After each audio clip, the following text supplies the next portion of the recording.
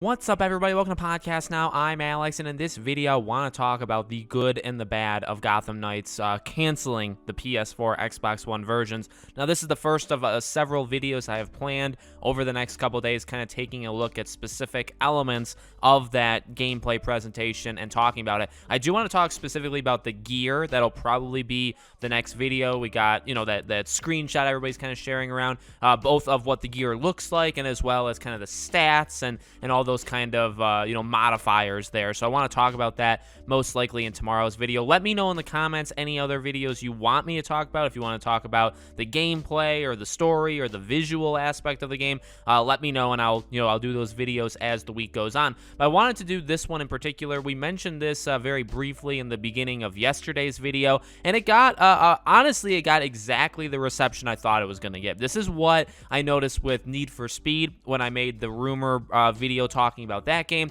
and it's pretty much the same thing here, where you have people, I think, supporting it. I think there's a general feel, and I like this, there's a general feel from people that it is time to move on to next gen.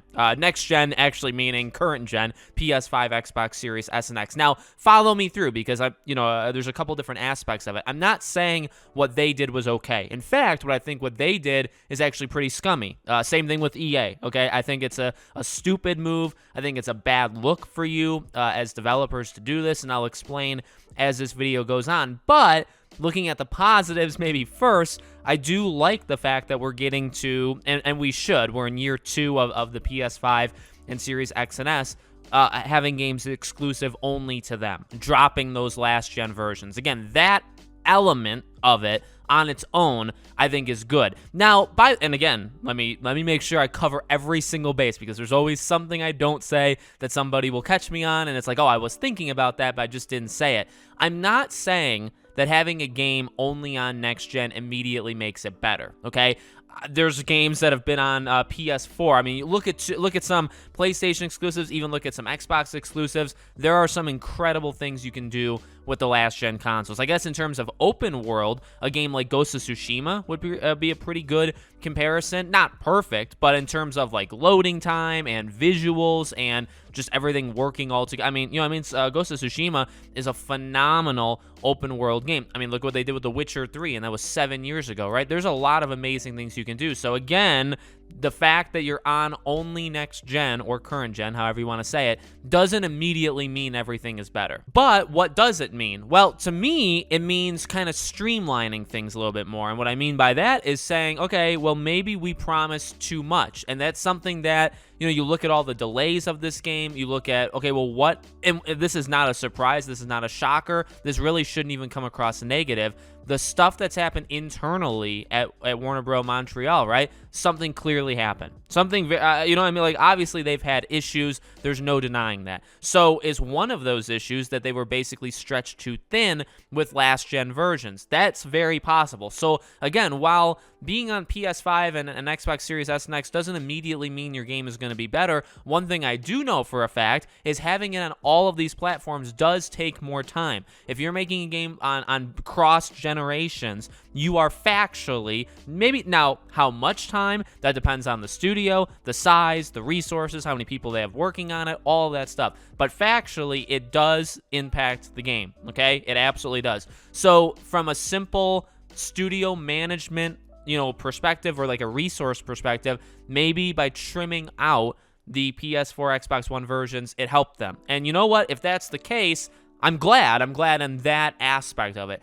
Now, the negative, okay? The big negative is that with all of what I just said, I very much am on the side that we need games exclusive on the generation we're in right now. I want the games from last gen dropped very, very soon, if not already. I'm a big fan. I'm a supporter of that. Now, I get a couple different elements of it. Number one, people still don't have them, okay? PlayStation 5, they just said 19.3 million units, all right? That's how many PS5s have been sold. The PS4 is, I think, at like 115, 120, so obviously it's much, much more.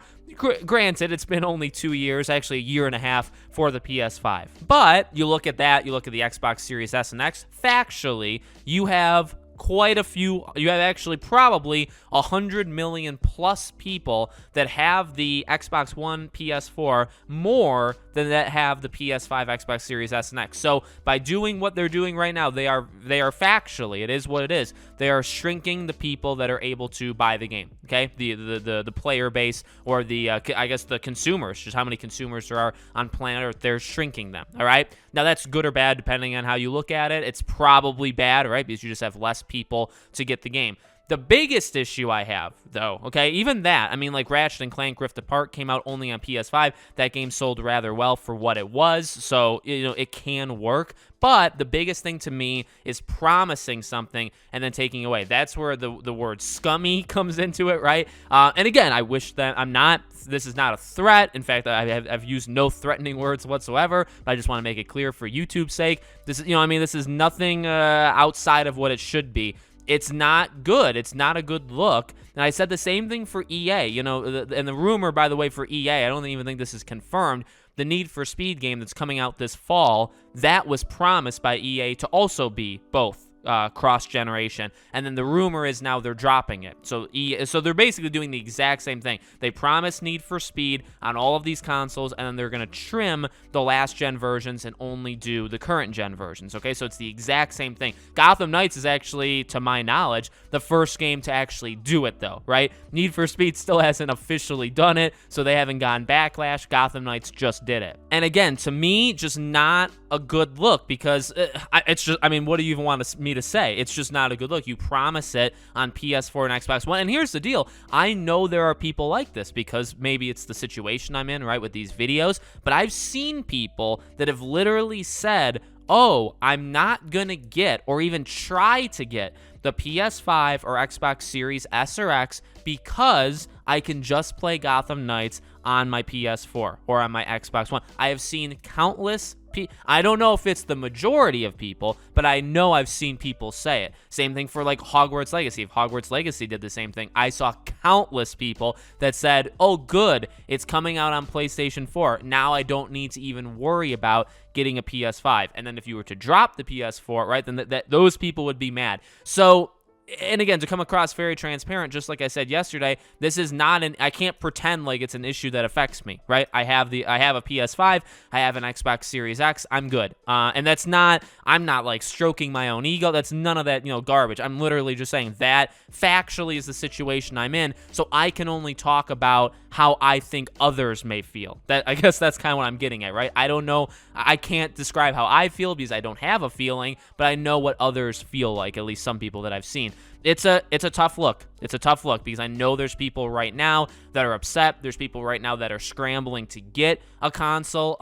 The Xbox Series S and X, those are probably the most readily available, by the way. If you want my advice, probably go for like the Series S. I know that's only digital, but it's probably the easiest to get of the entire group. Factually, there are going to be people that were getting the game that now can't. That's kind of the biggest thing. Now, again, is that like 30,000 people out of potentially 5, 6, 7 million units that they sell? Because it's really not a lot. With that being said, it's not a lot, but those are passionate people. Those are I'm not going to sweep those people under the rug because some of those people are here with me right now. Do you know what I mean? So I want to make sure I'm coming across the right way. Again, I get it. I understand the frustration. So, again, to wrap it up, to summarize it, I'm actually fine with Gotham Knights being only on next gen, just like I'm fine with Suicide Squad, just like I'm fine with literally any game that wants to be only on next gen being on it. I'm completely cool. The only issue I have is that you didn't start it that way. And I get things happen.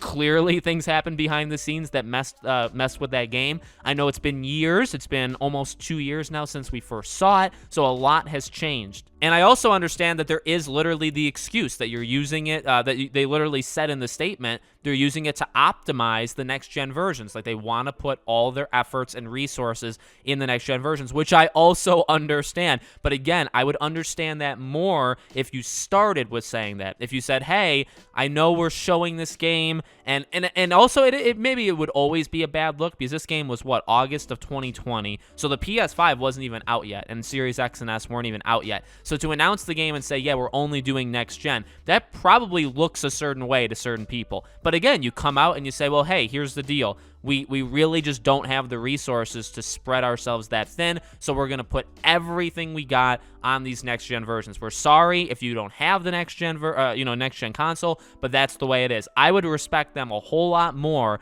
if they just came out because that's most of what they're doing now, and I'm fine with almost all of that. The thing I'm not fine with is pulling out the versions that you had already promised. That's a low blow. That's not okay. It's not okay if EA does it. It's not okay if Sony does it. It's not okay if Microsoft, Warner Bros. It's not okay if anybody does it. It's the way it is, that's for sure, but it's just not okay in my mind. So let me know what you guys think in the comments. Make sure you guys are subscribed to the channel, bell icon turned on so you know when all these videos go up. If you want to follow me anywhere else, all my social media is in the description below. Tomorrow, we'll have a new video, hopefully again talking about the gear, and we'll go for a couple more days after that. Let me know any other topics you want me to talk about regarding Gotham Knights. Thank you for watching.